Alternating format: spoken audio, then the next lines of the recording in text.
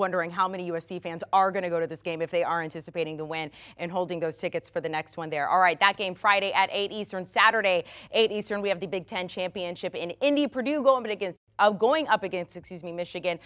Purdue has not been able to beat Michigan since 2006. Michigan looks awesome, favored by 16.5 in this one. The total 52. What do you think, Danny? So, do you know Jeff Brom, the head coach for Purdue, is undefeated against top 5 opponents. Okay. 3-0. He loves playing the role of spoiler maker, if you will. Man, do you like that one?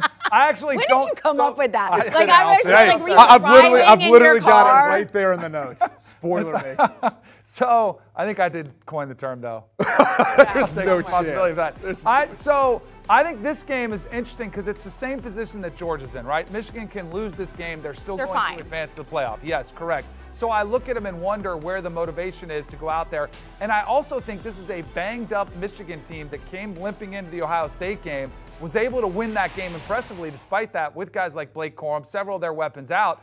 Now they can go, and there's not the incentive to really play a lot of guys that can heal up and get ready for the ultimate goal, which they want is to win a national championship, to get through the first round of the playoffs where they got embarrassed last year against Georgia. So I think they might be a team that comes in, rest some of their players, and Purdue in that role of spoiler maker, they got nothing to lose. They got a quarterback who can spread the football around. They do miss the big play capability of David Bell, but they still have an offense that can put up some points. So I'm going to say Purdue covers this one, but Michigan still wins. Well, I would argue this. Charlie Jones, who leads the Big Ten in receiving yards, receptions, and receiving touchdowns, he could play a factor in this one. Like, I think he'll be able to make some hay. I mean, you saw at times some Ohio State wide receivers have some success, but really even Maryland, too, when they played Michigan earlier this year, and they tested them a little bit. That was only a one-score game when it was all said and done.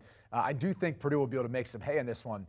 But I kept looking back through the history of these matchups in the Big Ten championship game. Do you know since they went to the divisions, the East is 8-0. Their average margin of victory, 20 points.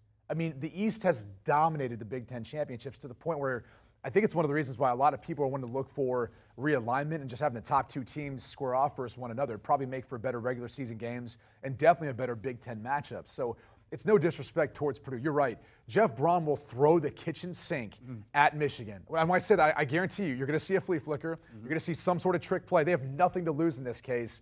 But I think at the end of the day, they're going to get worn down. That Michigan offensive line is so good. Oluwatimi, their center, he was a grad transfer from Virginia. He sets the tone. He's incredible. Even if Blake Corum doesn't play much, he only got 2 carries last week, still dealing with that bone bruise in the knee. They showcase Donovan Edwards can carry the rock. J.J. McCarthy can make the big throws when he needs to from the pocket when called upon. To me, Michigan's just showcased that they're that good. So I know it's a big number, but I watched it last year. It was a big number versus Iowa. They still covered that number too. So I think this Michigan team's on a destination course to try to get back to the playoff and now win a national championship. I think it's part of the reason why too J.J. McCarthy's the quarterback and not Cade McNamara. If you're Michigan right now, who do you want to play in the playoff? TCU. Yeah. I think it's probably the weakest team in the playoff. I don't think you want to see Georgia again until the final.